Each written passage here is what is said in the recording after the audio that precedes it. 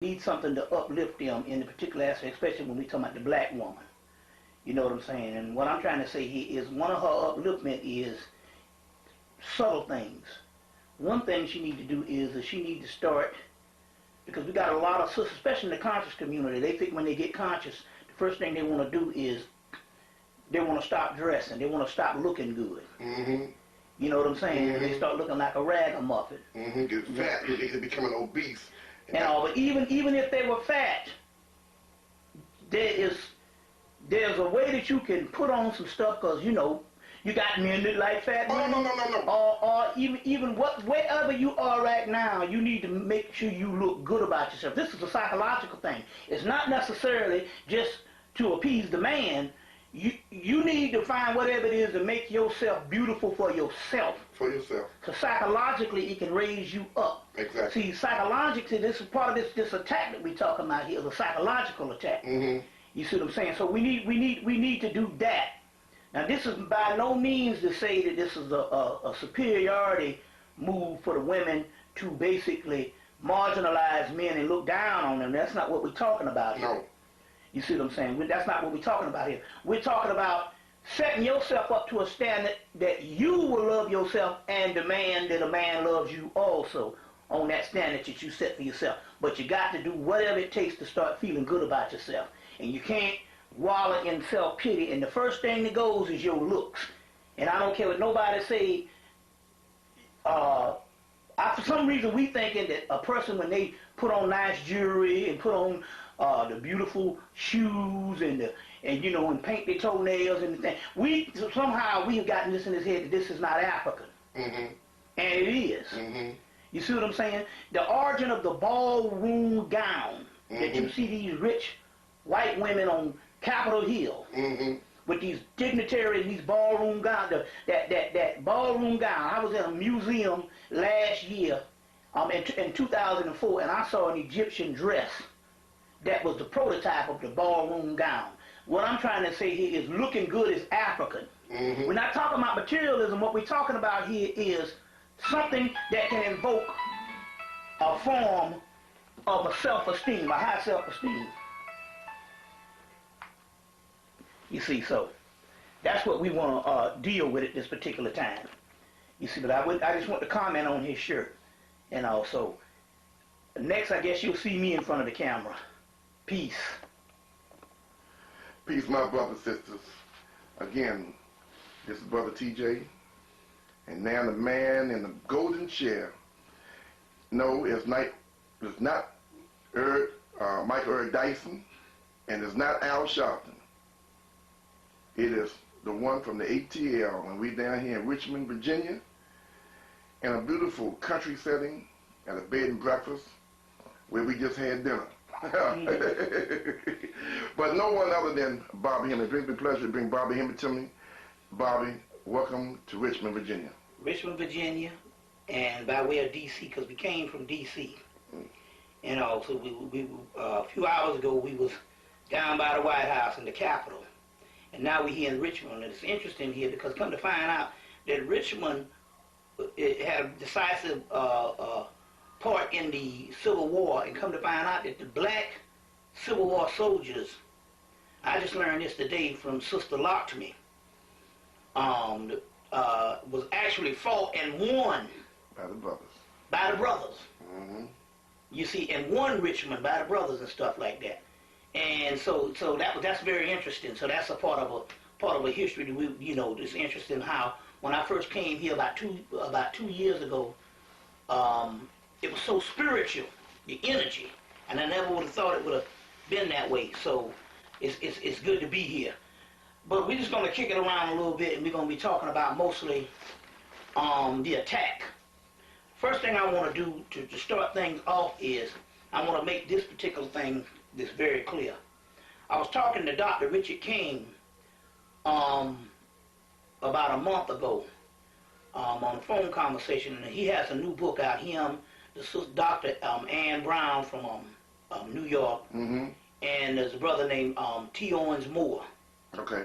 That did a couple of books on melanin. And they got a book together, Why Melanin Matters. And so Richard King was saying about, I think he called it the nucleosurrealus. It's a part of the melanin that he says that they've done studies, and this particular part of the melanin deals with fear. Mm-hmm. And I think that Hollywood and the government knows this, and this is the reason why they've been killing us off in movies since the 1950s. They was killing us off in movies when they didn't even have blacks in movies. Mm-hmm. And remember the guy that, your boy, the Sweetback Badass song, what's it, Melvin Van Peebles said that when they first showed his movie, I think it was in Chicago or something, and they aired it, and he said it was and you know, because this was the prototype of what which would later become the black exploitation flicks. Mm-hmm. But he said when when they showed the movie that first night in Chicago to see how the black audience would take it, mm-hmm. he said it was an older woman in the crowd sitting near the front, and the older woman said, "Oh Lord," when he was running, I think he was running from the cops or running from, you know, running. He did a lot of running in the movie. Mm-hmm. And the older woman said, "Oh Lord, please don't kill him."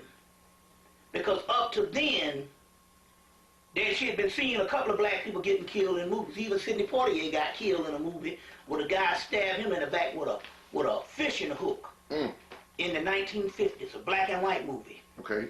And the point what I'm trying to make here is we got to put a stop to, well, I know it's not going to happen, but we need to choose not to watch movies where we die all the time. Because, like Richard King is saying, if the melanin is affected by the fear, then that stuff is going into our psyche and into our melanated brain. Now, let me give you an example now, because like I said, in the first when I saw Enter the Dragon, and I knew this was a Enter the Dragon, and it came out later. Enter the Dragon came out fall '73, and I thought it affected me because I was a little younger when the movie came out. Mm-hmm. But I saw the movie again when I was 30. Okay. And I still was affected by the killing of Jim Kelly. Not only did they kill him, they put the brother's death on the movie poster, and that movie poster is shown to this day when you pick up the video or the DVD. Mm-hmm. The point I'm trying to make here is these things are attacks. An attack, a lot of times, don't necessarily have to be the tanks rolling down the street. An attack can be psychological. You see what I'm saying? Mm-hmm. It can be psychological. Let me give you another example. How I was affected the same way in 1990 when Spike Lee came out with Mo Better Blues. Mm-hmm. I love the character. I love Denzel's character. I love the jazz artist. I was glad that they put a film together about jazz artists because we've been rich in history with that. Mm-hmm. I like the whole crew. I like the whole setup. But whenever he made the decision for the guy to take the horn and hit him in the face and destroy his and mess his lip up, right, and destroy his career, the next morning I woke up and I saw the movie. I was affected by it and stuff. I said, you know what? I didn't like that. I didn't like that. And I said, we shouldn't take these blueprints from Europeans who love to see that kind of tragedy. Because we got to understand something here. These are our heroes. Right. And our heroes are heroes should have, you see, they shouldn't be damaged on that particular level, and especially when the European is doing it to us. Like I said, every sci-fi movie, you know what I'm saying, and every time we look up, they cast black members in these movies to get killed. Mm-hmm. You see, and so my point here is we gotta choose now to stop going to these movies. You see what I'm saying? Mm-hmm. Where they getting killed. The other thing here is this whole gotta wear the dress. The black actor got to somehow wear the dress. Mm-hmm. Now, or play some kind of feminine role, or now, some feminine character. Exactly. Now, give you an example. Tyler Perry. And this ain't got nothing to do with no gay community, because I'm gonna tell you something. The white gay community is in on it too, because hell, that's all doggone Hollywood is. It's white gay community. But whenever they want to see, it's interesting how they do things. Whenever they want to push the envelope, they'll get a black person to do it. Mm-hmm. So soon as Dennis Rodman put on the dress, he got a TV show. Right. Back in the 90s. And soon as we knew about a RuPaul, next thing you know, this brother got his TV show. And we got several people can't get a TV show. We got the black woman that's forced out of Hollywood now. You see what I'm saying? They got the TV show. Now let me give you an example of what happened here. As we know that Dave Chappelle came on Oprah, and he talked about how he had heard this conspiracy on how they had to wear the dress, and how he went on a movie set with Martin Lawrence, and he was appearing in a movie with Martin Lawrence, and he got in his trailer and they had a dress hanging up, and he said, you know why I got to wear this dress? He said, I've heard about these stories about why I got about the black actors, in order to cement your place in Hollywood, you got to do something, either something derogatory or something about getting killed. You wear the dress and basically getting shot in the behind. That's the other one. But he said, why I got to wear the dress? So he said, I'm not wearing it. And the director said, no, you got to do this and all. We paid a lot of money for the scene, blah, blah, blah. He said, I'm not. He said, it went on about 15 minutes. He said, and then the producer came in and they went on. He said, I ain't wearing the dress. He said, in 15 minutes, they walked out and came back 15 minutes later with another script. It was almost like they said they had a script that was written already where you didn't have to wear the dress, but they put this in here, you see what I'm saying? As a thing that they do to black people. Right. Because a lot of time when they make these movies, a lot of times these movies are written for white people, and then they figure based on the demographics they can make more money by getting that black element in, because they figure it will fail and go to video with some white if it's not strong enough for the white artist. So they put the black people in, and it's $1 million movie. Right. I mean, a million people sell make up so many millions on the first weekend. You see what I'm saying? Now, the key here is, I got a call from a brother Shabazz in New York 2 or 3 days after it aired on Oprah. Anubaresh.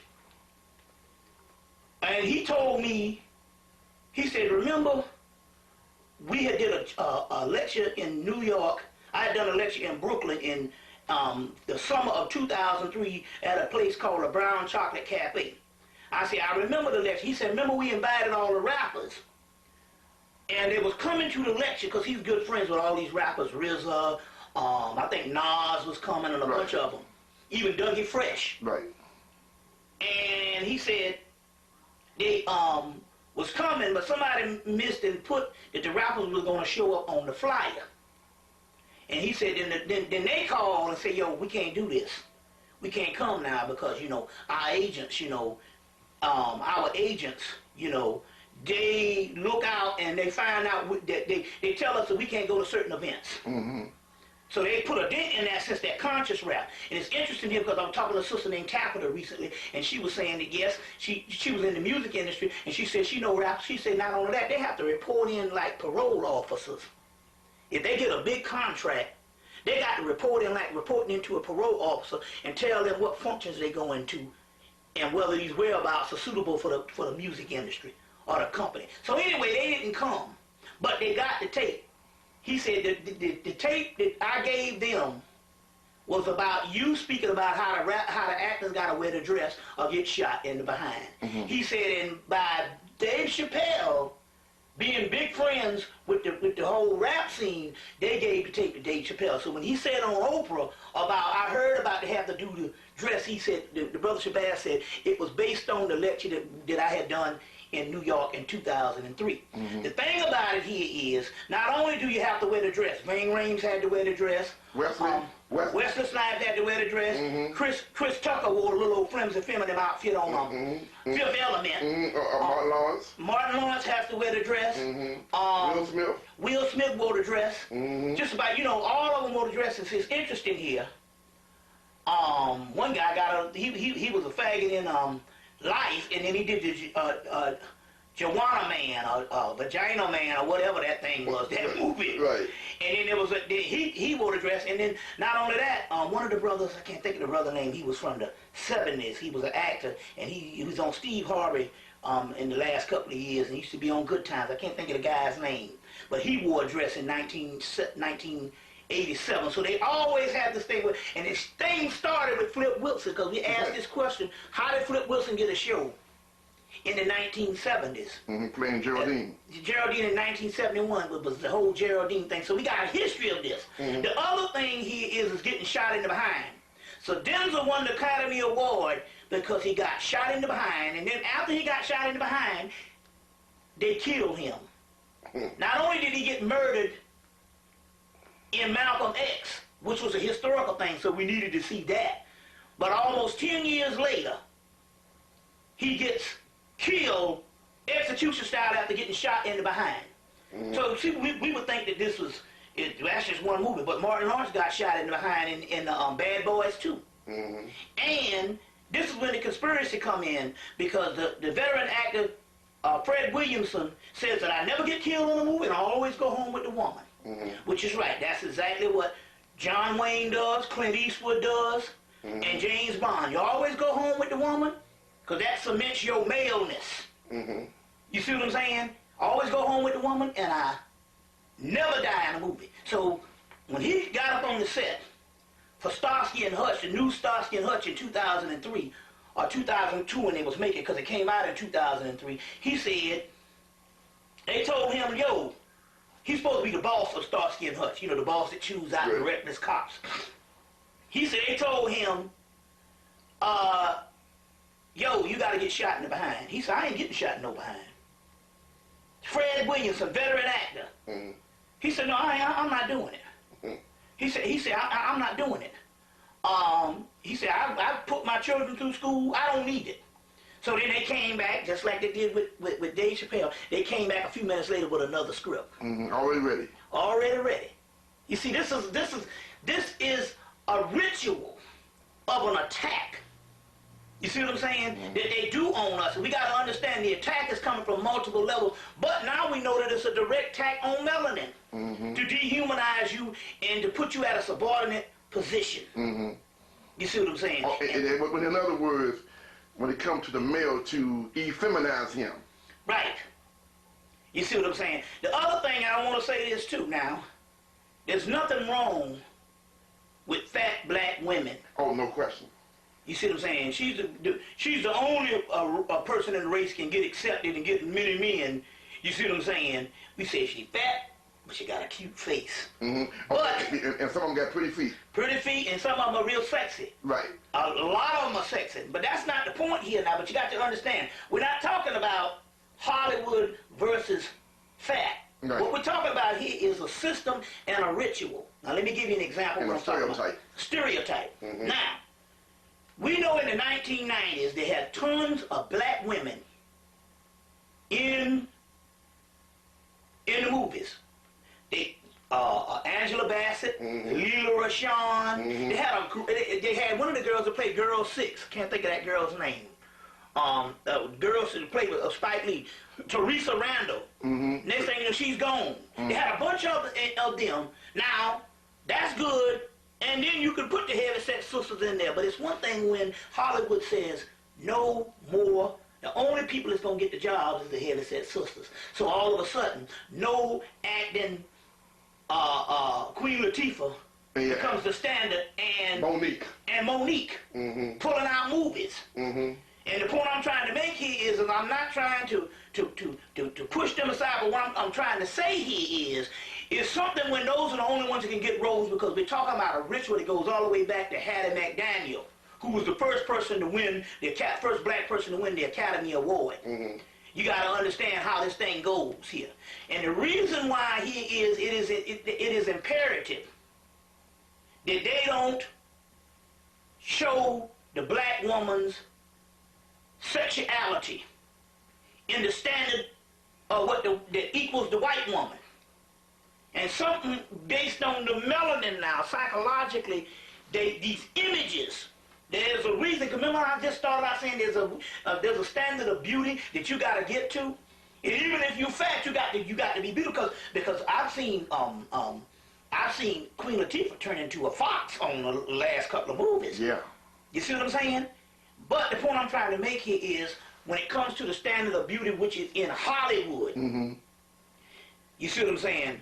Against the Julia Roberts, against the You see what I'm saying? All these Charlize Theron, Jodie Foster, all these particular people, there's a standard of beauty. They're saying that the black woman cannot equal that. You see, and you got to understand this stuff because it's a warfare going on. You understand what I'm saying? And this warfare has devastated the black community for the simple fact that that's why your man don't choose you now, because he's psychologically getting some stuff from images from Hollywood, and you're not a part of that lineup. You understand what I'm saying? You're not a part of that lineup, and that's why they put the fat woman, and they got the little show Girlfriends. And these are beautiful black women, but it's on UPN, which is a station that really nobody really watched. It was one of those black stations. Basically, UPN tried to come out because UPN and Warner Brothers came out at the same time. Warner Brothers said that we're going to another level, and the first thing they do, they use the black people to fund when they first come out, and people and the public is not used to them. They put a lot of black shows on because they know that they can get the ratings and they can get the money or whatever until the actual station or the actual company is secure and fortified. Then what they do is they start weeding out the black shows and getting white shows. Now UPN is getting ready to join with Warner Brothers. They're coming together and merging together as one company. But the thing about it here is that Warner Brothers has already become lily white.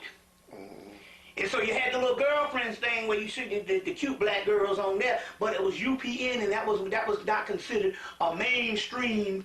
As far as it, although it was national, it wasn't on the same level as the ABC, NBC, CBS, and in cable, HBO or whatever. So my point here is we got to look at these things here on the image.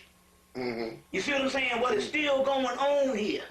Because this is also a psychological attack, and now is what Richard King and them saying, it affects the melanin. Why not?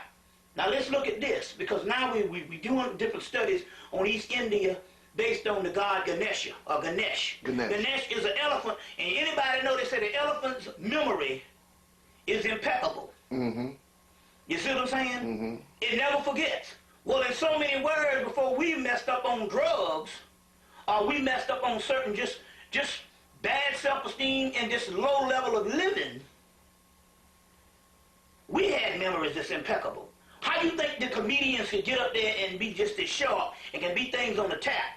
They could tap in and be funny and have a repertoire of things that they learned since they was children. They could tap in a moment's notice.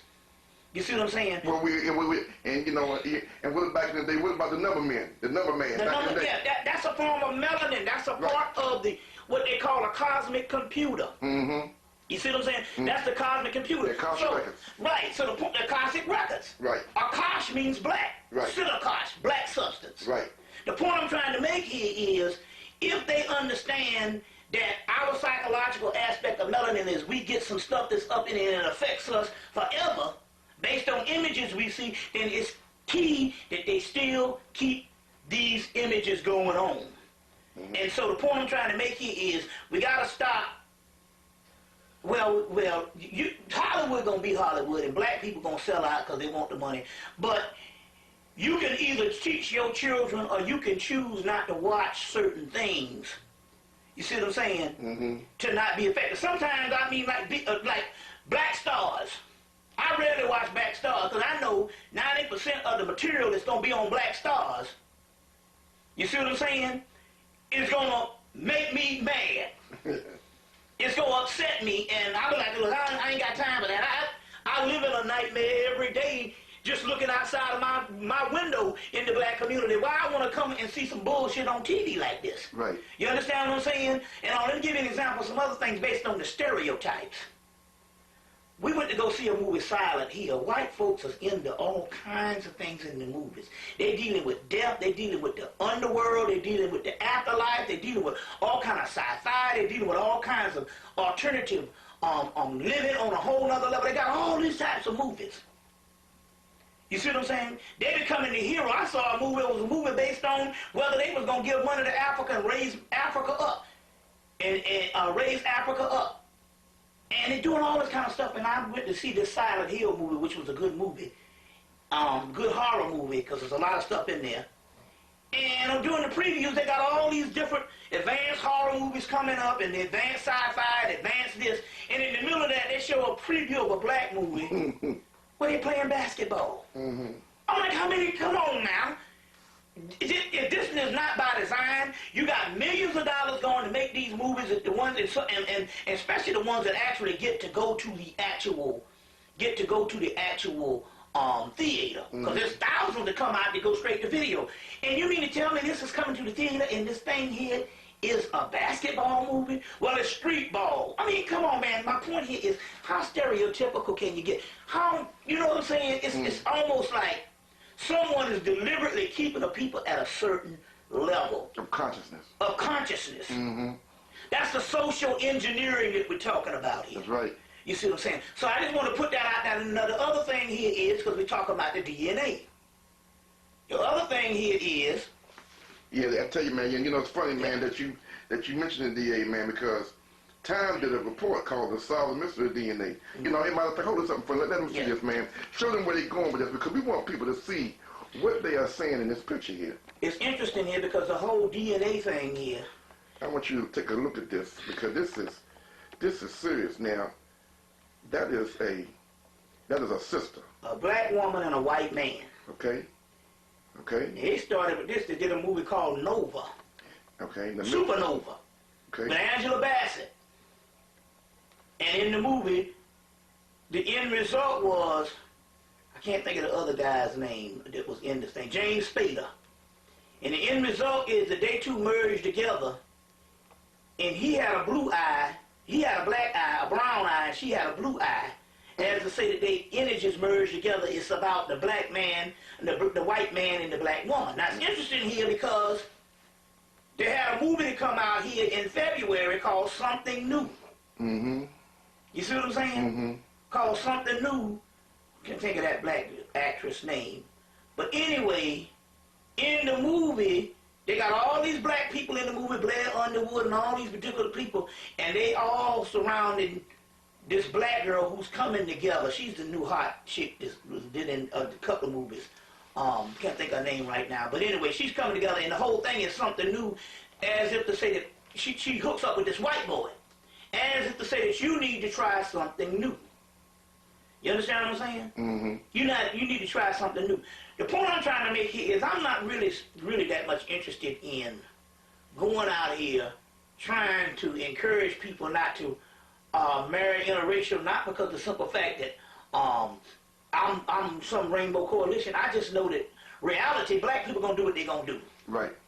You understand what I'm saying? So I'm not wasting energy on it. But it is another thing when the government is trying to do something on another level by encouraging the black woman to go out because they know she's already distraught and all messed up because she can't find a certain man or whatever type thing here. Right. So they can play on that vulnerability to push her in the arms of the white man, or either do the cosign saying, okay, white boys, now it's time for you can go and get you this black woman. I ain't gonna be no top-notch white man, but it's gonna be these nerd people. Right. But the problem is that they got money. Exactly. They be wimps, and no white woman would want them. Right.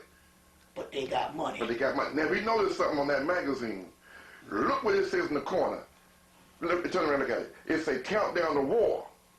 Countdown to War. Now, the war is on the black DNA. Now, explain what they mean when they say war on the black DNA. Well, the whole thing here is this particular thing here is... Using the white man. We're talking about, this is 2003. February 2003. Now, this was right before the Iraqi war. Mm-hmm. Now, it's interesting here because not only at this particular time here, about a few weeks after this came out, I think it was Newsweek put out a magazine that had Beyonce, Star Jones, with the two stars, and they had two other people in the business industry. Mm-hmm. These black women, and they're saying how these black women are succeeding far beyond the black man by leaps and bounds, and you know what I'm saying, as far as in business, as far as in economics and stuff, they're leaving the black man behind. Now, it's not by mistake that they put out that Newsweek a couple of weeks after putting out this. Mm-hmm. You understand what I'm saying? Mm-hmm. It's not by mistake that they did this, you see, and how during the same time, Ebony magazine put out this thing about how these Jews had opened up a national registrar in Chicago to get black women to come in.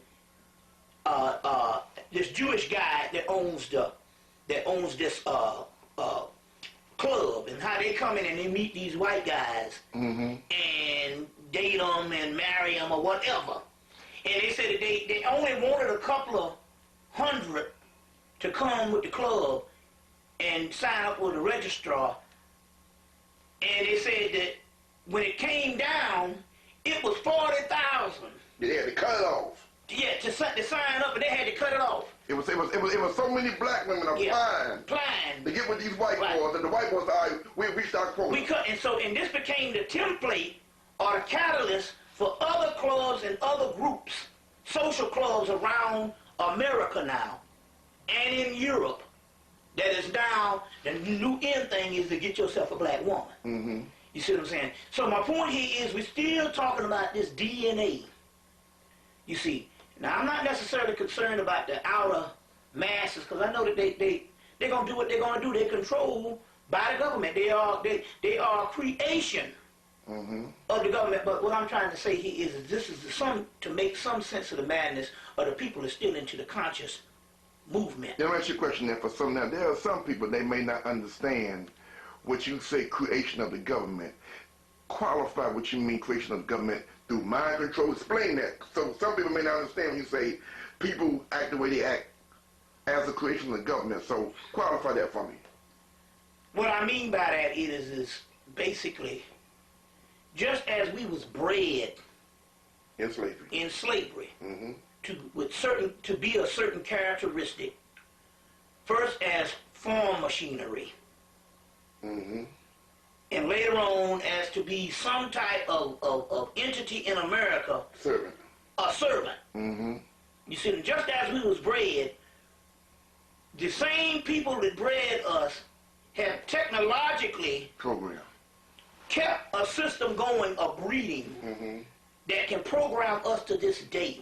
So we are these creatures. You see what I'm saying? We are these creatures of the American. Let me give an example. Let's talk about it and see. And I'm not going to necessarily say that it's specifically for black people, because in order to trap black people, they got to have a certain percentile of white folks that get trapped in certain things too. Let me give an example. And as a result, they can get us. Because let me give you an example. There's a sister named Saudi, a Muslim sister raised from Los Angeles, raised Muslim. I knew her in the 1990s because she used to be good friends with my ex-girlfriend Ginger. And she was raised Muslim. Her father, they raised up in the Nation of Islam. Later on, a lot of those after Elijah Muhammad died became Orthodox Muslims or whatever. Anyway, the father got sick or died of cancer or died of something, was dying of cancer in the early 1990s. So before he died, he started seeing these visions, which a lot of people, when they get sick, they start seeing visions of the future. So she said that he called him to the bed and he started talking about the visions that he started seeing, and he said he was disturbed about all these people he saw, and black people that he saw, and American people, period, he saw driving around in these huge SUVs, sports utility vehicles. You see what I'm saying? Escalades, Tahoe Expedition, Navigator. And he said, man, what is going on? He said, and stuff. So when she said this, I'm like, well, what is the prophecy? Okay, he saw in the future and he saw us driving SUVs, but why was he upset about it? Now, the scene shifted because it didn't really come to fruition on what he would actually be upset about until now.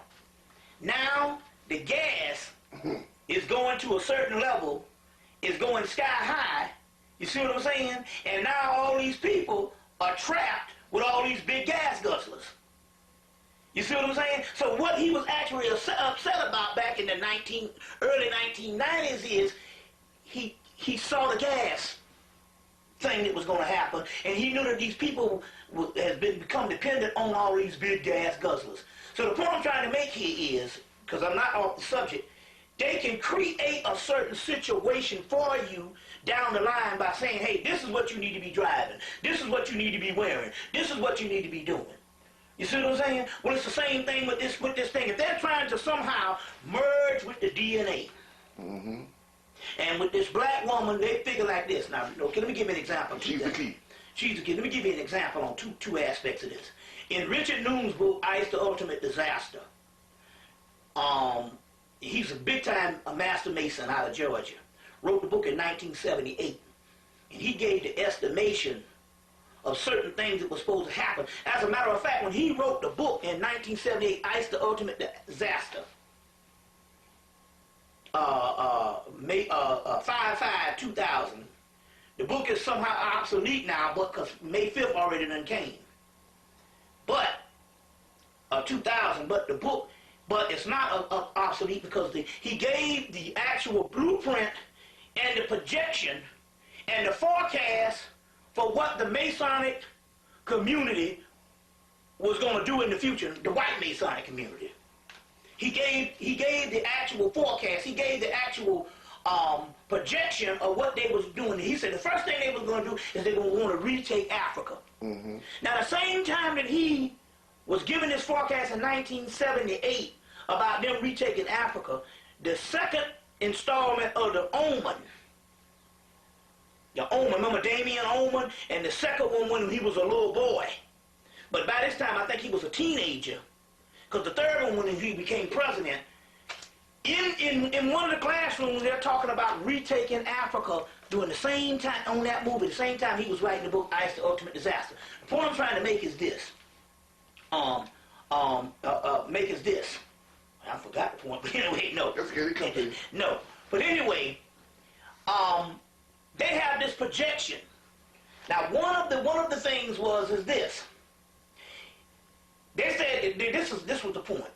They said, well, why would they retake Africa? Well, they said, in so many words, they said, well, if anything is going to go down in the future that we're not sure about, they said, we'll be most safer on the place that has the origin of the world than Europe. So they said Africa would be, the motherland would be our safe haven. That's why we have to go there before the 2000s. You understand what I'm saying? They said that would be, for some reason they think that they would be safe if they went back to Africa. Well, the same thing is happening with the black DNA. They think that basically if they can somehow merge with the black woman, this will be the answer, you see what I'm saying, to all their future prayers and for all their troubles and all their worries. You understand where I'm coming from here? So the key here is motherland, mother woman, black woman. You see what I'm saying? So if there's a return to Eden, they literally want to return to Eden. You understand what I'm saying? So it's got a lot to do with that, and it's got a lot to do with the DNA. Nothing is not, and remember now, this is 2003. When I remember now, Richard Noon wrote his book in 1978. In 1988, the same Newsweek magazine and Time, Newsweek had the same Jerry Curl version of Adam and Eve, black people on it. Everything is everything. You see what I'm saying? Everything is everything. Let me give you an example here. Here's a book, because I want you to get some of your things. Hey, but hold on. Let me get it close up, because people need to see these books. Okay. You know, okay. This is a book, they sell it at Borders bookstores. What's called Armageddon? It's called Armageddon. Now. Armageddon Now. It says the end of the world, A to Z. Hold it up. Let me see it, please. Yeah. Y'all got to get this book because... By Jim Willis. Jim Willis and Barbara Willis. Jim and Barbara Willis. Now, it's interesting here because not only do they... What he did was, the guy teaches comparative religion in some Ivy League school. And although he's a preacher or whatever, he teaches comparative religion, which is key now.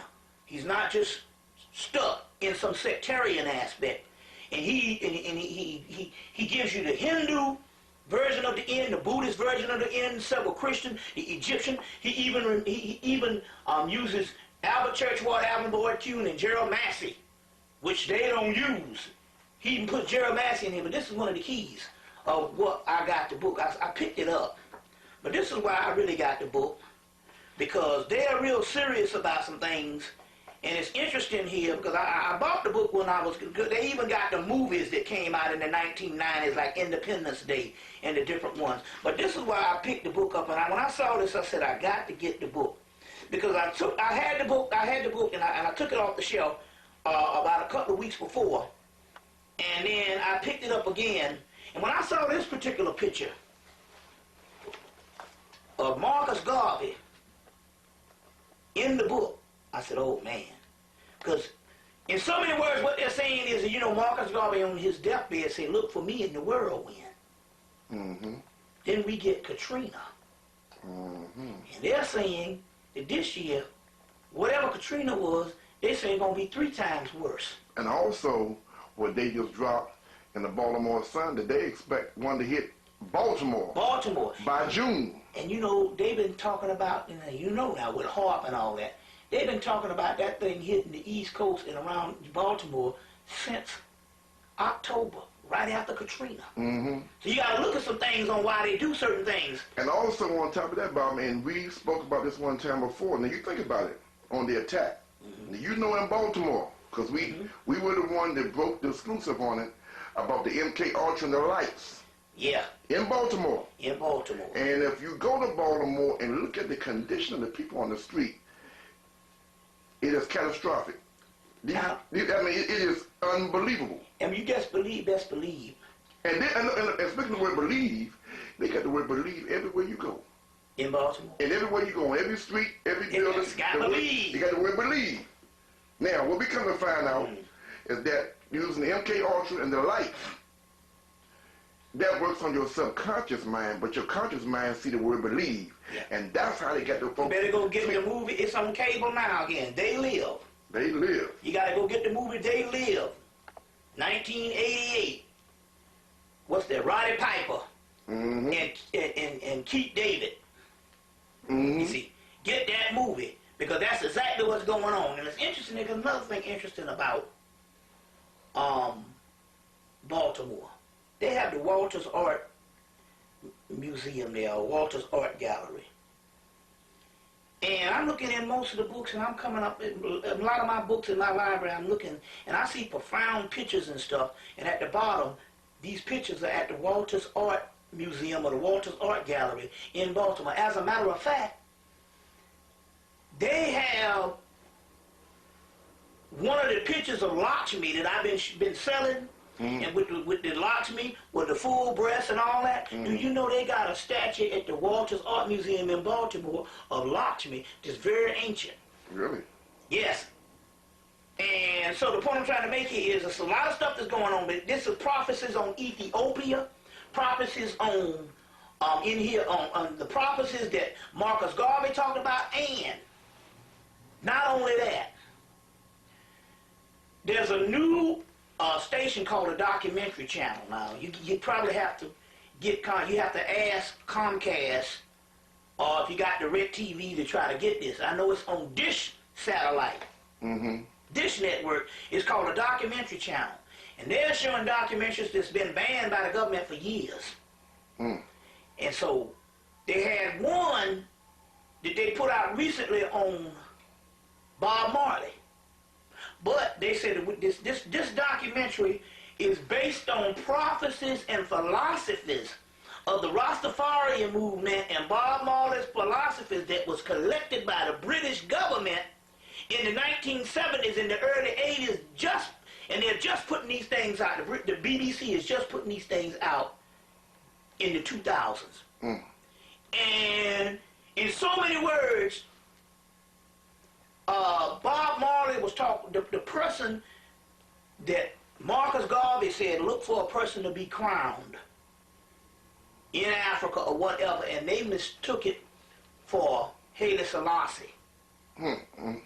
The real Messiah or Messianic person, because there's multiple Messiahs based on the Dead Sea Scrolls. There's a book called The Messiahs of the Dead Sea Scrolls, saying there's more than one Messiah. Right. That the real Messiah that whole thing was talking about, that everybody put on Haile Selassie, was actually Bob Marley. Mm-hmm. His music had a greater impact on the world. Mm-hmm. People got to know of the Rastafarian movement because of, because of what transpired based on the music. And I talked to Africans in West Africa, and they said that a lot of the countries that got decolonized in the early 1980s and throughout the 80s, they said that we got decolonized because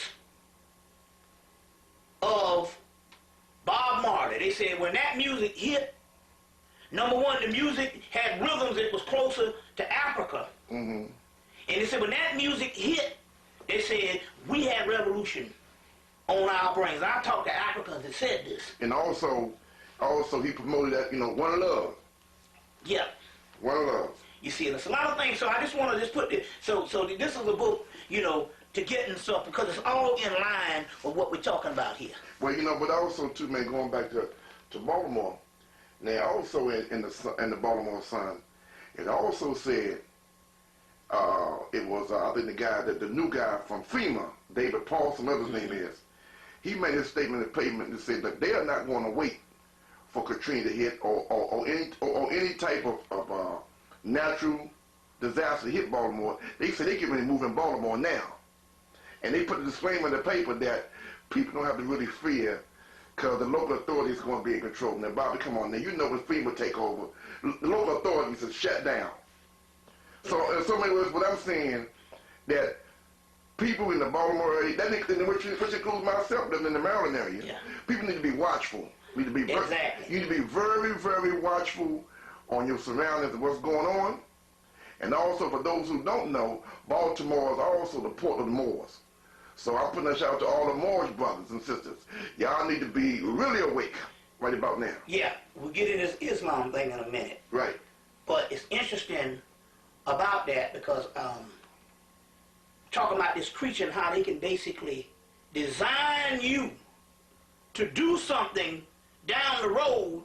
And although you thinking it's the environment around you, it can be an outside entity that's agitating and is setting the course for the entire environment. Let me give you an example of what's going on now. We know of MK Ultra, we know of implants, mm-hmm. and we know of several things. Now, several things is going on. As far as psychological warfare, in Philadelphia, this what's the date? April 29th, 2006. Since January 1 of 2006, they have had 114 murders. Now that was Thursday when I got the last thing. It was 114 murders. They're having 3 a day, and that's a good day. A bad day. No, that's a good day. Mm-hmm. That's a day when they didn't kill a lot of people. They're getting at least 3 people dying. So it might be up to 120 now since Thursday. But anyway, they got black men dying. They got more black men dying in Philadelphia than they got people in the Iraqi war or soldiers that they reporting on in the Iraqi war, and that's a war zone. Mm-hmm. A day. A day. They're already up to 114. Let's say this is Saturday. They're probably up to 118. A day. 118 since January. Okay. They're up to about 3 to 4 a day. Right. You see what I'm saying? We just 4 months into the new year. Mm-hmm. You see, going on 5. But my point here is, and this is it. Now, this is interesting. I said, when he told me this, he said, man, they killing each other. The brother Barsisi, one of my comrades, up in Philadelphia. When he told me that, I said, wait a minute, this is something that's being induced. Nothing happens in a vacuum. You see what I'm saying? Mm-hmm. Like that, something's not natural with these numbers and the way these things occur. So, now I'll give you one of the reasons how they can do it in a minute. But he said that now here is the New World Order coming. This is the response. Because I said something's being induced. This is being programmed. And then the response came the other week. That the state of New Jersey, because Newark is the capital, and Newark is only like, 30, 45 minutes from Philadelphia. Mm-hmm. It's the capital of New Jersey. The state of New Jersey said that they got about a month, Philadelphia has about a month Get it under control. to get it under control and stop the killing, or otherwise the people from Philadelphia, mainly black people, we talking about profiling here, gonna have to present papers to go into New Jersey. So we talking some real New World Order stuff now. They're setting up checkpoints. And remember now, this is only a catalyst for the whole country. A test case. It's a test case. You see what I'm saying? It's a test case. You see, the whole concept of any type of government thing here is based on, they've already declared it terrorists. Right. And so one of the whole things of any part of the government is, you know, how they make these laws is based on you got to be safe. Well, my point here is that there's a war going on in Iraq, and yet they got more black men dying in Philadelphia every day. That is equivalent to all of this so-called Patriot Act, Homeland Security, whatever, to take your rights and to cut down on terrorism. You see what I'm saying? So it's interesting here that this is going on. Now, let me give you an example of how you say, well, how does the government, how do the policy makers in D.C. or in Britain declare war on black people, and how can they induce a black person killing themselves in the streets in Philly? Well, let me tell you how it goes. One aspect, there's several. So like I say, MK Ultra, we just saw that happen. That Brian Nichols guy came and shot up the place and everything. And knew right where to go. Knew right where to go. Go and get the movie Demolition Man. He knew Demolition Man. He got out. He was froze. They implanted him. He knew right where to go. And guess what? He was programmed to the point that he couldn't kill the white man. The man who programmed him, he couldn't even kill him. And in order to kill him, he had to throw the gun to a white man, and the white man killed the guy who programmed him. But isn't it interesting here, because on black crime, we're not programmed to kill white folks. Right. Exactly. You see what I'm saying? Exactly. And they showed this in the movie Demolition Man with Wesley Snipes. He could kill everybody. He can run them up, but he could not kill the elite. You see what I'm saying? And the guy said, "Don't you have some people to kill? I unfroze your behind so you can kill people." So we know it can happen. Let me give you an example. I was had an affair with a sister from Kansas in 2002, and in 2002 and 2003. So I used to fly to Kansas and go to see this sister, and the sister had a daughter. She said she came home one day and her daughter got this nigga up in the doggone living room, and this guy done killed 7 guys. And I said, wait a minute, hold on. This guy has killed 7 guys. He's been in prison, and yet he's out sitting in your living room, back in the black community. The first thing I told her, I said, that's an assassin. That's an assassin for the United States government or the global elite. Seven murders now. He's 7 murders now. He done killed 7 black men, but yet he's out walking around, and they got somebody that got caught with a marijuana. Or some crack, and they got life. And they got life. I know a nigga that got stopped for a traffic ticket in Houston and got 6 years because he was selling some herb, and they couldn't catch him. You know, because he was good at what so they got him for that. So my point here is this guy done killed 7 black men. He's supposed to be locked up forever. And a day. And if he killed 7 white men, he would be a mass murderer. And probably executed by now. Yes. That would be under the equivalent of a mass murderer. And we haven't had any of them yet. Let me tell you what happened, so. It's interesting here. He's sitting up in her, and I said, sitting up in her living room. She said, what this nigga got this nigga up, and this nigga done killed 7 people. I said, that's an assassin. They let him out on purpose. Later on that summer, that was in May. Later on that summer, they found a house where they got 7 or 8 people in the house, all dead. Somebody done came and shot them all in the head. And the reports was that this guy was hanging around the house an hour before the murders happened. And then all of a sudden, he gets recalled on a trumped up charge or whatever, and they bring him back into prison. So what they do is to make sure that you don't see what happens, so they recycle these prisoners. So he did what he was supposed to do. You see what I'm saying? Mm-hmm.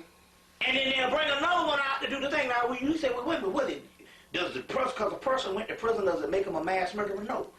This is what happened. Go look, get the movie Demolition Man. Look, I got friends.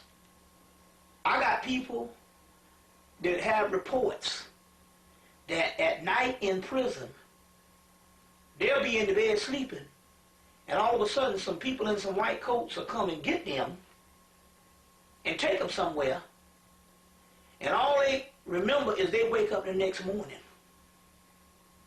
You see what I'm saying? They wake up the next morning. So they basically operating on these prisoners. They'll get these prisoners, take them somewhere, implant them, do what they got to do. They got their profile all down. You see what I'm saying? And the next day, you know, they wake up in the cell the next day. They wake up in the cell the next day, and then they get out and they got a repeating aspect of crime, a rotating aspect of crime, and they're coming out of prison because they're making these, they implanting them, and they're doing all kinds of things to them. So in other words, they're creating robots. They're creating robots. Now. Drones. Now, funny you said that, because a lot of guys that go to jail, black guys, because I've yet to hear a white man say that, but all the black guys go to jail now, they got to give up their DNA now. They have to give up as a part of their probationary